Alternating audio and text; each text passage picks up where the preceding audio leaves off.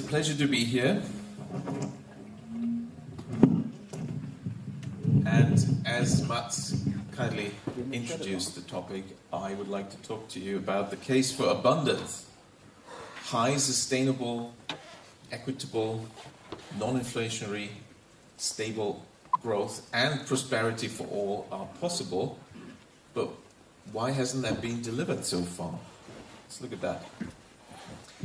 Now, since the late 1920s, actually, economists have become increasingly optimistic because there were economists that realized, well, hang on, we can create a lot of prosperity for everyone. It is possible. So this knowledge started to become more widely known. John Maynard Keynes in 1928 gave a lecture, Possibilities for Our Grandchildren, in which he calculated what's going to happen in the coming century. Now we're almost there. Yeah. So almost now 100 years later, so we can take stock of his predictions. He looked at productivity in the previous decades. Good.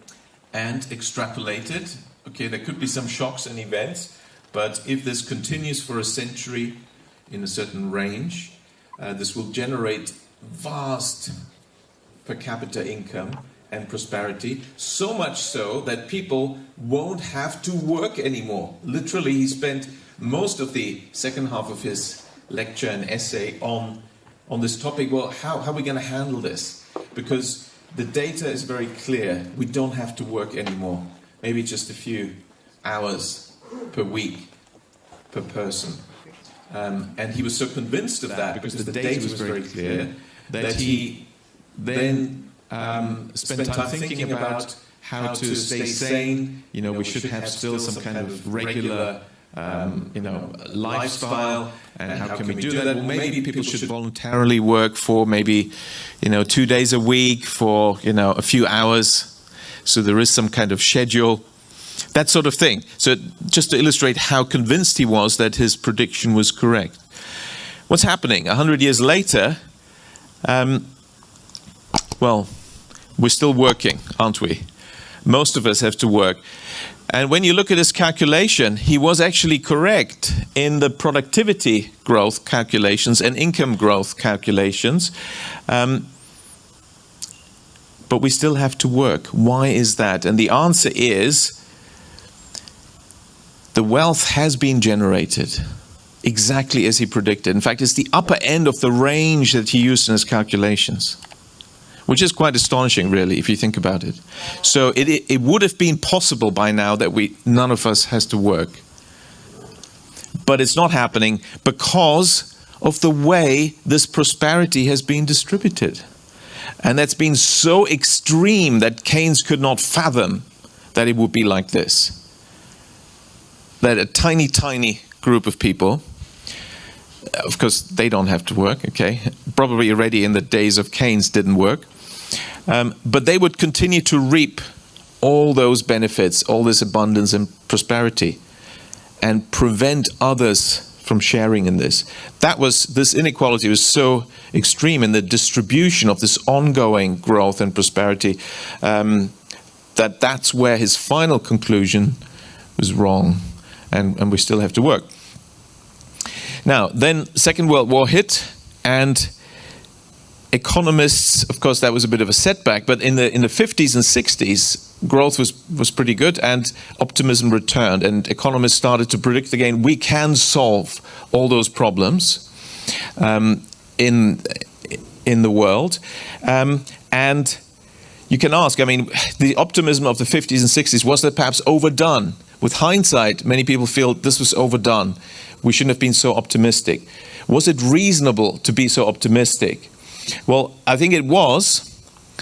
I agree here with JFK, who said that our problems are man-made, therefore they may be solved by man. A man can be as big as he wants. No problem of human destiny is beyond human beings. So the economists were right when they were optimistic. Still, today the consensus is, no, we can't have so much prosperity. There are limits. Limits to growth, limits to prosperity, limits to abundance. And we hear a lot about those limits, planetary limits. Well, a lot of it is due to the shock that happened in the 70s. And that's one we should think about briefly, because it's very relevant for today. It's the same shock we're experiencing today. So this... the 70s decade set everyone back. And what happened is that we had high inflation and stagnation, stagflation. If you look at the US in 1974, consumer prices jumped by 11%. And then in 1980, 13.5%. These were the peaks in inflation in that decade. Look at some other countries. In some other countries, it was even worse. In Japan, 23% inflation in 1974. In the UK, 24% inflation. Some countries got away a bit better. Sweden, 13.7%. Germany, only 7%. In fact, this range should already tell you, well, hang on, what's really happening here? What is the real cause of this? Of course, you know, the official story is we had an oil shock. And this is an article from from this year, just from March. It was the oil price shock, which itself was triggered by a war. Remember, that's the official story, a Middle Eastern war, resulting in the OPEC organization cartel to embargo oil exports to the US and Western countries, which happened in October 73. And of course, this is very similar to what's now going on, a war, an oil, gas, fossil fuel supply shock, embargo, sanctions, producing an energy supply shock, driving up energy prices. And in those days, so in September 73, we had $3 per barrel up to $12 per barrel in 74. So quadrupling the price. And that's the shock, we're told. This energy supply shock unleashed rampant inflation and a worldwide recession, is what economists have been saying ever since, even just in March this year. But is this really true? That's what we need to examine. The ECP said in their review soon after they were created, oh, this type of oil price shock can never happen again, and now we're really properly prepared. Well, that's already been proven wrong. Perhaps their entire analysis can be proven wrong. So we've been told that these high aspirations for abundance and prosperity for all, they can't happen because of energy supply shocks, resource limits, resource constraints, planetary constraints. But is this really true? And we've got to go back to this 1970s inflation to answer that question.